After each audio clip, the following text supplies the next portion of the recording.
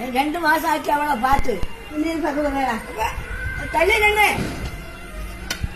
நின்று பள்ளம். பார்க்க போறா? ஆமா போனேன். அதனால சாயங்காலம் 2 இட்லி தந்தா கொண்டு வந்து வச்சிருந்தேன். காலத்தை சாப்பிட்டேன்.